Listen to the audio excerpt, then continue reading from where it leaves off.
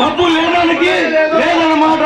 బడుగు బలైన వర్గాలకి ఎప్పుడే గాని కిందనే ఉంటారు కానీ పైకి రారు. పల్లె లేదన్నా ఆత్రం కాదు, మా బాధ మేము చెప్తున్నాము. మేము కార్యకర్తలు మేము నష్టపోయినాము నా తెలుగుదేశం పార్టీ నుంచి. మీకు అధికారం ఉంది కదా, అందరూ సస్పెండ్ చేయాలి, లేకుంటే ఇంట్లో కూర్చుంటాం.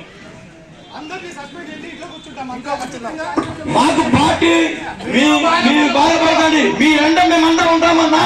మీరు ఇండిపెండెంట్ గా ఏంటి, ఇండిపెండెంట్ గా ఏంటి. మీరు 2019లో కూడా ఇట్లానే చెప్పి మేము తల ఉంచుకొని మనం పనిచేసాము. ఇప్పుడు చాలా బాధపడుతున్నాము. 2024లో కూడా ఇట్లా చేస్తే మేము ఎక్కడ పోవాలన్నా? మీ మాట వింటూ మేమేమైపోవాలో చెప్పండి. మిమ్మల్ని నమ్ముకున్న వాళ్ళు మేము నష్టపోవాలా? ఏం కావాలా? పార్టీ అని చెప్పి మేమేమైపోయాం చెప్పండి అన్న. మీరేను పార్టీ సిద్ధాంతాలు అని చెప్పేసి మీరు ఇట్లే మాకు చంద్రబాబు నాయుడు ఎందుకు చేస్తాడు, నారా లోకేష్ గారు చేస్తారు అని చెప్పేసి బీసీలకి టికెట్ ఇస్తామని చెప్పేసి రాత్రి ఏమైందన్నా? ఈ బీసీలు ఏమైపోయారు? టికెట్ ఇవ్వకుండా అనౌన్స్మెంట్ ఏం చేశారు చెప్పండి అన్నా. మన నిరూపణ చూపిద్దాం. మీరు నామినేషన్ చేస్తే ఇండిపెండెంట్ గా ఏంటి?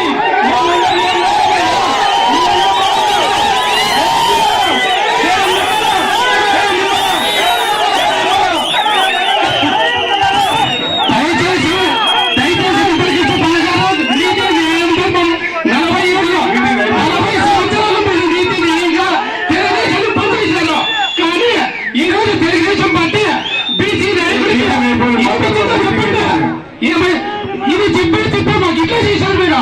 ఖచ్చితంగా అధిష్టానం నిగొచ్చేంత వరకు తగ్గేదే లేదు. మీరు చెప్పినట్లు మేము విన్నాము. మేము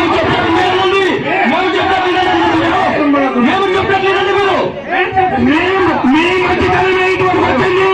ఒక్కసారి మనకి సంప్రదించడం చూపిస్తే 10 సార్లు ఎందుకు రాదు? తాళ్ళ దగ్గరకు వస్తుంది ఇస్తాను. మీరు దయచేసి రేపు ఇండిపెండెంట్ చేసేదానికి మీరు సహకరించండి. అన్న మీ అభిప్రాయం చెప్పారు.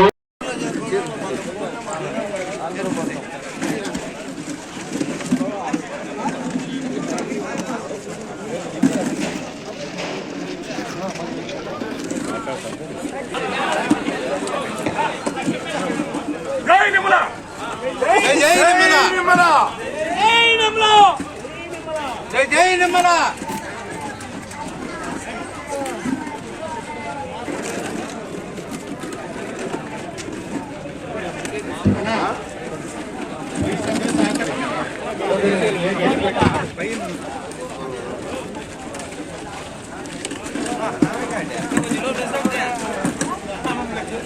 పక్కన పెట్టండి.